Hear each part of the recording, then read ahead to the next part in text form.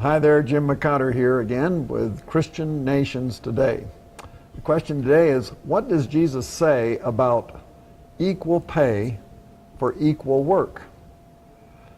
Well, Jesus addressed that very subject in the Gospel of Matthew, chapter 20 and verse 1, and I'm going to read it here for you.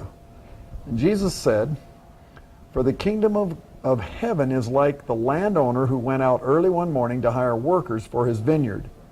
He agreed to pay the normal daily wage and sent them out to work. At 9 o'clock in the morning, he was passing through the marketplace and saw some people standing around doing nothing. So he hired them, telling them he would pay them whatever was right at the end of the day. So they went to work in the vineyard. At noon and again at 3 o'clock, he did the same thing.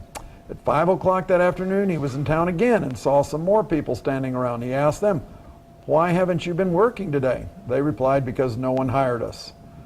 The landowner told them, 'Then go out and join the others in my vineyard.' That evening, he told the foreman to call the workers in and pay them, beginning with the last workers first. When those hired at 5 o'clock were paid, each received a full day's wage. When those hired first came to get their pay, they assumed they would receive more. But they too were paid a day's wage. When they received their pay, they protested to the owner. 'Those people worked only 1 hour, and yet you've paid them just as much as you paid us who worked all day in the scorching heat.' He answered one of them, 'Friend, I haven't been unfair. Didn't you agree to work all day for the usual wage? Take your money and go. I wanted to pay this last worker the same as you. Is it against the law for me to do what I want with my own money? Should you be jealous because I am kind to others?"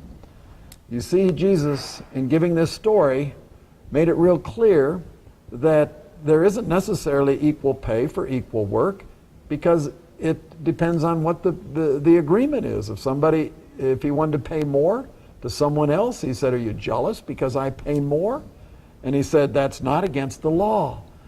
God did not intend for biblical law to put wage controls, wage increases, wage decreases, or all sorts of wage stipulations and regulations. This biblical civil law has no law against what you hire people for. If you want to pay some more, some less for the same amount of work, whatever you and the employer or employee agree with, that's what it is. And there's freedom in that, and there's more opportunity for that. And besides, it's the employer's money, and the employee doesn't have to take the job if they don't want to. But that's God's civil law. That's the way our law used to be in the United States of America.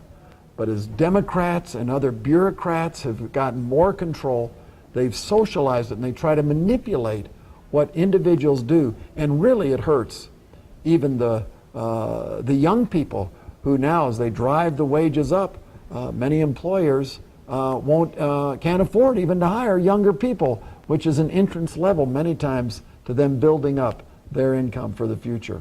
Anyhow, Matthew chapter 20, Jesus makes it clear that God's law does not intend to interfere with an employer or an employee's agreement. Whatever they agree on, then that's what should be done. And the government should stay out of it altogether. See you tomorrow.